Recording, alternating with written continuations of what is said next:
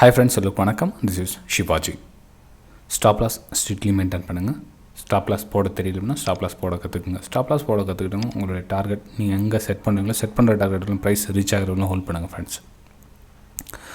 இன்னைக்கு Nifty 15 bank Nifty first பார்த்துடலாம். அதுக்கப்புறம் வந்து ஸ்டாக்ஸை பற்றி பார்க்கலாம். நம்ம வந்து நேற்று வீடியோ போட்டிருந்தோம். ரீடெஸ்ட்மெண்ட்காக வெயிட் பண்ணுங்கள், செல்லிங் அங்கேருந்து செல்லிங் பண்ணலாம், அதாவது பாட்டமில் போய்ட்டு செல் பண்ணாதீங்க, ஸ்டாப் லாஸ் ஹிட் ஆகிடும் அப்படின்னு சொல்லியிருந்தேன். இன்னமும் அதை வெயிட் பண்ணுங்கள். இன்னும் நம்மளுடைய பிளேஸ் வரல. நம்ம பிளேஸ் வர வரலும் செல்லிங் சம்வேர் இங்கேனா செல்லிங் பண்ணால் பெட்டராக இருக்கும். உங்களுக்கு வந்து டார்கெட் சம்பந்தத்தில் நீங்கள் பார்க்கலாம். ஏன்னா உங்களுக்கு இன்றைக்கி என்னோடய டெலிகிராம் சேனல் அந்தளவுக்கு ஒன்றும் ஸ்க்ரீன்ஷாட் சரியாக அனுப்பலை. ஏன்னா வந்து மார்க்கெட் வந்து கிளியர் வியூ இல்லை. நம்மளோட இடத்துல ப்ரைஸ் வந்தால் தான் வந்து நம்ம வந்து பண்ண முடியுமே தவிர நம்ம ப்ரைஸ் மிடில் ப்ரைஸில் ஓடிட்டு சொல்ல நம்ம பையோ சேலோ பண்ண முடியாது. ஸோ வெயிட் பண்ணுங்கள். நம்ம ப்ரைஸ் வந்தால் அந்த இடத்துல வந்து செல்லிங்கான வாய்ப்பை எதிர்பாருங்க.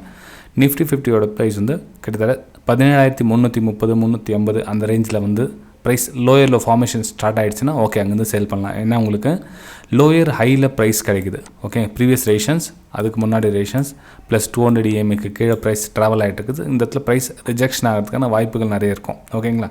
சரி ஃப்ரெண்ட்ஸ், நம்ம இன்னொரு வேவ்லையும் பார்க்கணும். சரி, மார்க்கெட் ஒரு வேளை புல்லிஷ்னஸ் என்ன வந்துருச்சு சார், என்ன பண்ணலாம் அப்படின்னா அப்போ என்ன பண்ணணும்னா உங்களுக்கு இந்த ரேஷன்ஸ்லாம் கம்ப்ளீட்டாக பிரேக் ஆகிட்டு மேலே போகிற வரலாம் பையிங்கான சினாரி எதுவும் கிடையாது ஃப்ரெண்ட்ஸ். அதாவது 17,600 தாண்டுற வரலும் உங்களுக்கு பையிங்கான எந்த ஒரு சினாரியும் கிடையாது. இப்போ போயிட்டுருக்குதுலாம் வந்து ரீடெஸ்ட்மெண்ட்டுக்காக மேலே போயிட்டுருக்குது. எந்த ஒரு பாசிட்டிவ்னஸும் கிடையாது. ஓகேங்களா? பாசிட்டிவ்னஸ் கிடையாதுன்னா ஏன்னா உங்களுக்கு ப்ரீவியஸ் ரேஷன்ஸ் பக்கத்தில் இருக்க நல்லா பயங்கரமாக ரேஷன்ஸ் ரெடியாக இருக்குது. உங்களுக்கு இந்த லெவல் பிரேக் வரணும்னா உங்களுக்கு ப்ரைஸ் ரிஜெக்ட் ஆகிறது நிறைய சான்ஸ் இருக்கும். ஸோ என்ன பண்ணுவாங்க, ட்ரெண்ட் லைன் ட்ராப் பண்ணி உங்களுக்கு பிரேக் அவுட்காக வெயிட் பண்ணி அந்த ப்ரீவியஸ் ஹையை வந்து ஸ்டாப் லாஸை போட்டு சேலிங்கான வாய்ப்பை எதிர்பார்க்கலாம். ஓகே, நிஃப்டியோட கண்டிஷன் இது.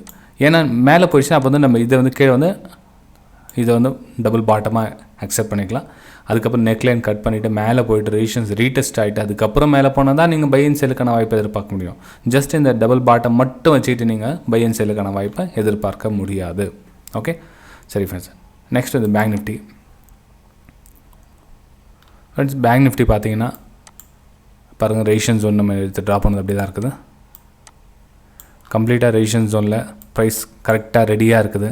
ஸோ நாளைக்கு இங்கேருந்து சேலிங்கான சினாரியோ வந்ததுன்னா, அதாவது லோ ஃபார்மேஷன் ஆச்சுன்னா ஆல்ரெடி இங்கே அப்படி தான் க்ரியேட் ஆகிருக்குது. இங்கே பார்த்தீங்கன்னா தெரியும் உங்களுக்கு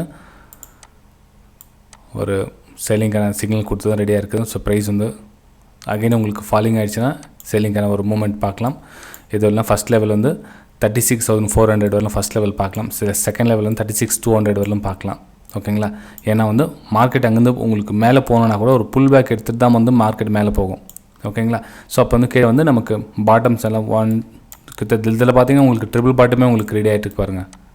ஓகே, ஸோ இதில் வந்து ட்ரிபிள் பாட்டம் ரெடி ஆகிருக்கு. மேலே ரேஷன்ஸ் லெவல் பார்த்தீங்கன்னா இந்த ரேஷன்ஸ் லெவல் கட் ஆகிடுச்சு.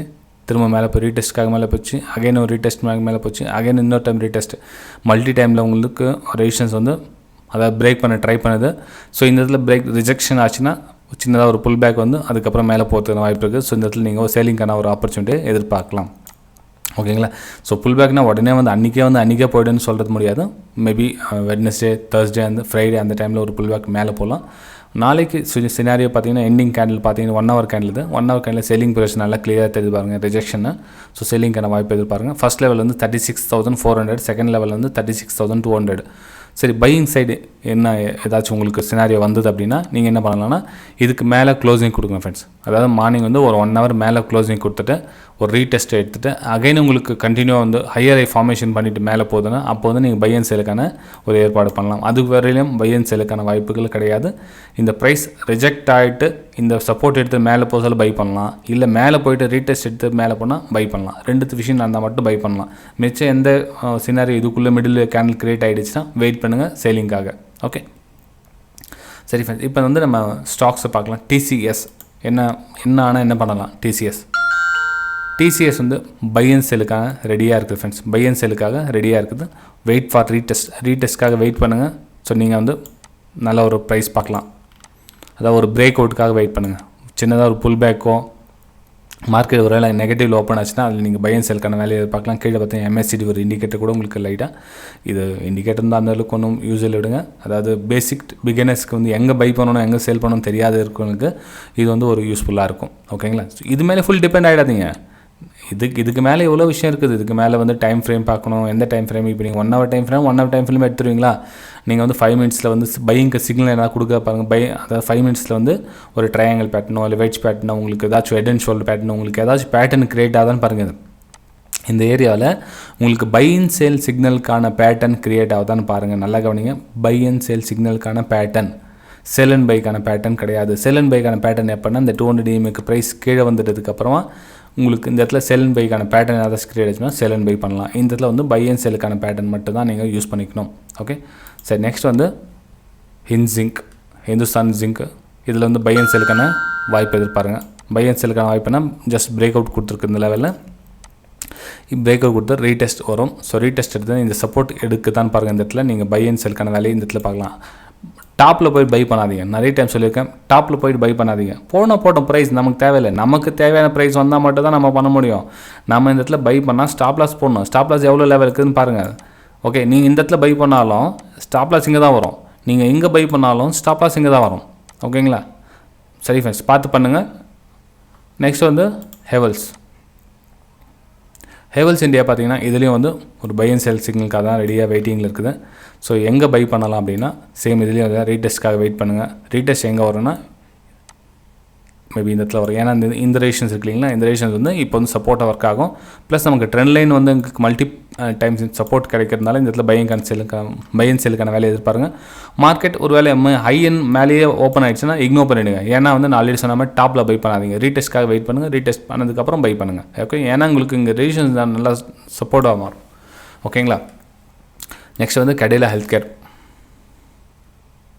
ஃப்ரெண்ட்ஸ், தொடர்ந்து இதே மாதிரி உங்களுக்கு டெய்லி அப்டேட் கிடைக்கணும் அப்படின்னா மறக்காமல் நம்ம 10,000 சப்ஸ்கிரைபர்ஸ் ரீச் ஆகிற கண்டிஷனில் இருக்கும். ஸோ மறக்காமல் சப்ஸ்கிரைப் பண்ணி பெல் ஐக்கானை கிளிக் பண்ணிச்சுக்கா. ரெகுலர் உங்களுக்கு அப்டேட் கிடைச்சிட்டே இருக்கும்.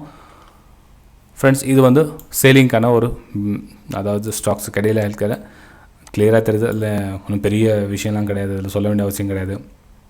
பிரேக் டவுனாக இருக்குது. Retest wait for previous high வந்து ஸ்டாப்லாஸை போட்டுங்க. 466 ஸ்டாப்லாஸை போட்டுங்க. இந்த ரேஞ்சில் உங்களுக்கு செல்லிங் சிக்னல் கிடைக்குதான்னு பாருங்கள். இல்லைனா விட்டுடுங்க, பரவாயில்ல. ஏன்னா ஒரு சில டைமில் மார்க்கெட் வந்து இங்கேயே போய் க்ளோஸ் ஆகிடும்.